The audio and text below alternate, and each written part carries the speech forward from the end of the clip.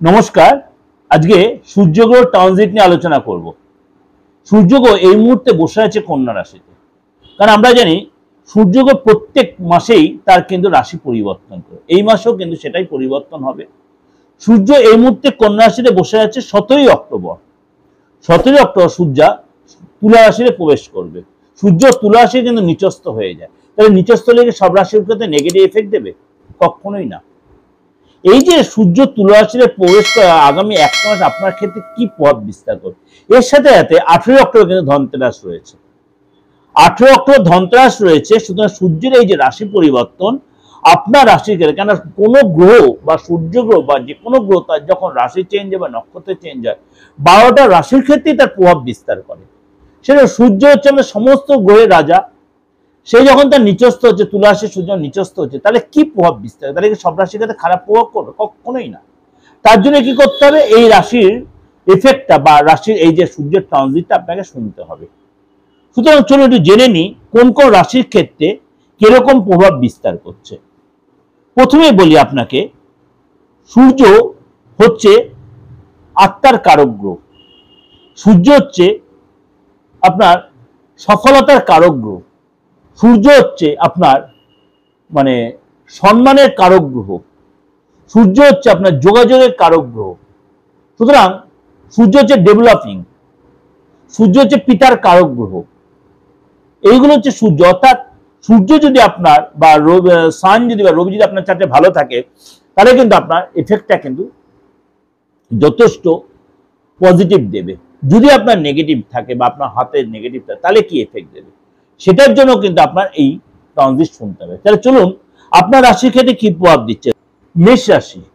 মেষ রাশির ক্ষেত্রে আপনার কিন্তু সপ্তম ভাবে সূর্যের এই গোচর, অর্থাৎ 17 তারিখে সূর্যের এই গোচর আপনার ক্ষেত্রে মানে সপ্তম ভাবে হচ্ছে। সপ্তম ঘরটা যেন পার্টনারের ঘর, সেই লাইফ পার্টনার বলুন আর বিজনেস পার্টনারই বলুন, সপ্তম ঘরটা আপনার পার্টনারের ঘর।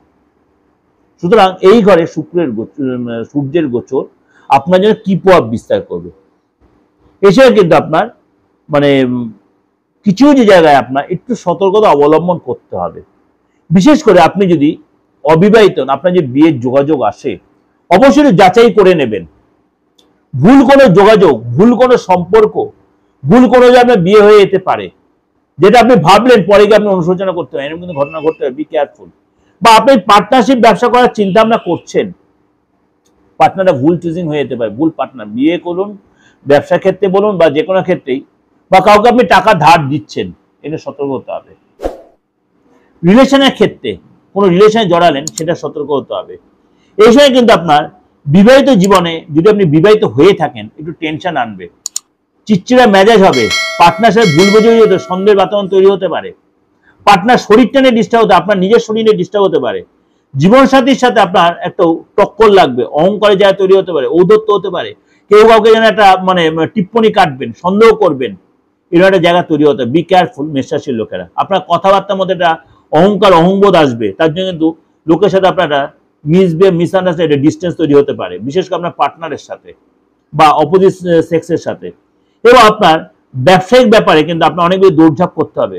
আপনার কিন্তু এই সময় কিন্তু অনেক বেশি সাবধানী হতে হবে, এবং এই সময় কিন্তু আপনাকে অনেক বেশি সংযত হতে হবে, বুঝদার হতে হবে।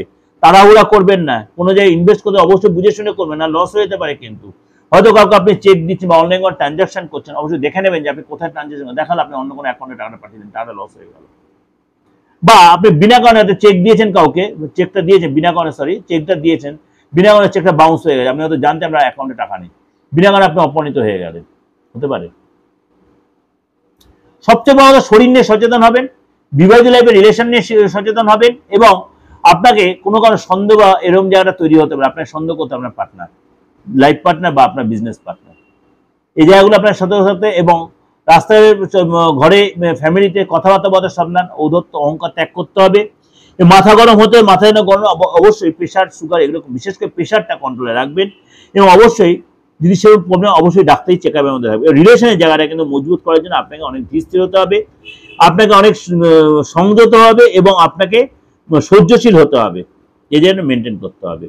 যেটা ওভারঅল একটা কনসাল্ট করলাম, আপনাকে অবশ্যই ভালো লাগবে। ভালো লাগলে অবশ্যই লাইক করবেন, শেয়ার করবেন। যদি দেখছেন কোনো প্রবলেম সাফার করছেন, ব্যক্তিগতভাবে আপনার বাচ্চাটা কাউকে দেখাবেন, ব্যক্তিগতভাবে আপনার বাচ্চাটা একটু কাউকে দেখিয়ে নেবেন, আপনার হাতটা দেখাবেন, আপনার হাতের রবির সিচুয়েশনটা কেমন আছে। তারপরে একটা চুনি পরে কখনোই তা করবেন না। তুলা রাশি লোকের চুনি পড়তে একটু চিন্তা ভাবনা করে পড়তে হবে, চুনি সবার জন্য নয়। তাহলে কি সূর্যের মন্ত্র জপ করবেন, সেটা আপনার বার্থ চার্ট বলবে আপনার অ্যাকচুয়াল কি প্রতিকার বা কি রেমিডিয়াল মেজারমেন্ট দেওয়া উচিত, বা তন্ত্রমতে কোনো প্রতিকার দরকার, সেটাও আপনার সেই প্রপার অ্যাস্ট্রোলজি আপনার বা প্রপার তান্ত্রিক আপনার গাইড করে দেবে। অবশ্যই তাহলে আপনি কারোর সাথে কনসাল্ট করে নেবেন।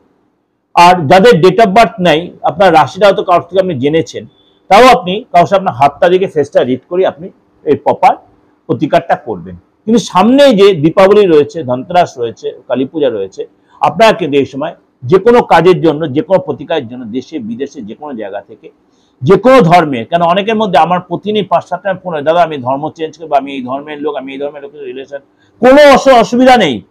আমি একটা কথা সবসময় বলি, আমার ধর্ম নিয়ে আমার কোনো প্রেজুডিস নেই।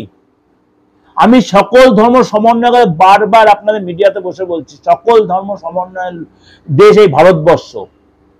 আপনার যে ধর্মেরই লোক হন, আপনি সবাই আমার কাছে আসতে পারেন। আমার এইসব কোনো প্রেজুডিস নেই, কোনো বাধা নিষেধ নেই। আমরা মানুষ, এটা সবচেয়ে বড় বিচার। হাতটা কাটলে আপনার রক্ত যেটা লাল বেরোবে, আমার রক্ত লাল বেরোবে। হিন্দু, মুসলিম, খ্রিস্টান, বৌদ্ধ, জৈন যারা যারা আছেন, কোনো কারোর সাথে, বা পাঞ্জাবি যারা আছেন, বা যে কোনো ধর্মে, অসমিয়া যারা আছেন, প্রত্যেকের সাথে বলছি, কোনো অসুবিধা নেই, সবাই আসতে পারে। যদি না আসতে পারেন, অনলাইন প্রেডিকশন নেবেন, দেশে বিদেশে যারা আছেন, কোনো অসুবিধা নেই। এবং আপনি প্রতিকারও আমার থেকে পাবেন, কুরিয়ারের মাধ্যমে বা আপনি চেম্বারে। ভালো থাকবেন। অবশ্যই সামনে যে দীপাবলি রয়েছে, কালী পুজো রয়েছে, অবশ্যই সুন্দরভাবে কাটান এবং প্রত্যেক প্রকার ফলো করে সেখানে অনেক কিছু জানতে পারবেন। নমস্কার।